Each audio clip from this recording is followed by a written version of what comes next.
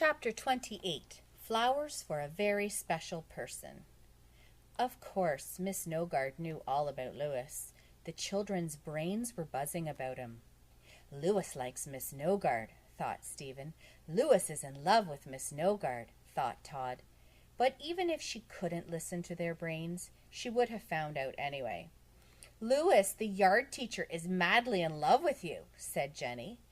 Oh, really? Asked Miss Nogard. He dreams about you every night, said Calvin. He thinks your eyes are like the moon, said Bebe. Miss Nogard smiled. Do you like him? Asked Jenny. He's kind of cute, said Miss Nogard. Ooh, Bebe and Calvin said together. What about his mustache? Asked Jenny. Do you like his mustache? Miss Nogard thought a moment. It would probably tickle if he kissed me. The children gasped as their mouths fell open. They returned to their desks and told everyone around them what Miss Nogard had said. Miss Nogard smiled. She wondered just how she would break Louis's heart. Ever since Xavier broke her heart, she'd become an expert at breaking other people's. She listened to men's brains and knew just what to say to make them fall in love with her. And then she knew just the right thing to say at just the right moment to shatter their hearts into a million pieces. Even the biggest and strongest man would cry like a baby. She was incapable of love. Her heart was clogged with bitterness and hate. And besides, she knew no one would ever love someone with 3 ears.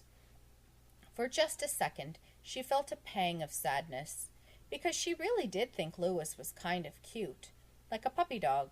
She could almost feel the tickle of his mustache. Miss Nogard thinks you're cute, Jenny told Louis at recess. She wants to kiss you, said Bebe. Come on, let's play kickball, said Louis. They played kickball, but it was weird. Louis, who was probably the best kickball player ever, did terribly. He tripped over the ball when he tried to kick it, and when Terence kicked a pop-up, Louis tried to catch it, but the ball bounced off his head. What's wrong with Louis? Asked Ron. Is he sick or something? Yes, said Jenny. He's got a really bad disease, and it's spelled Love. The next morning, Louis came to school with a bunch of flowers in his hand. Jenny saw him. Are those for Miss Nogard? She asked. Oh, I don't know, said Louis. I passed a field of wildflowers on the way to school. I thought I might give them to someone special. He winked at her. He headed toward the school building. Jenny followed. Ooh, flowers, said Bebe. Are you going to give them to Miss Nogard? Asked Calvin. Oh, I don't know, said Louis. I think she might have a pretty vase. Calvin and Bebe followed along with Jenny. Louis entered the building.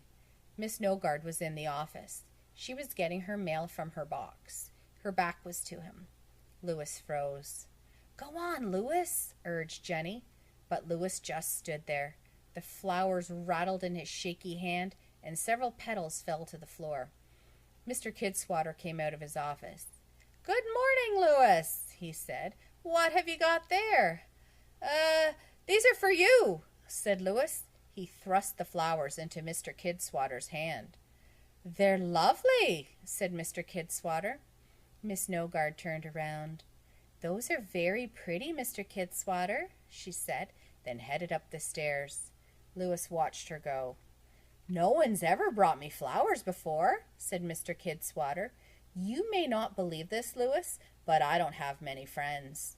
He put his hand on Louis's shoulder. You're like a son to me, he said. And you're a maggot-infested string bean, muttered Louis. What? asked Mr. K. I said you're a magnificent human being.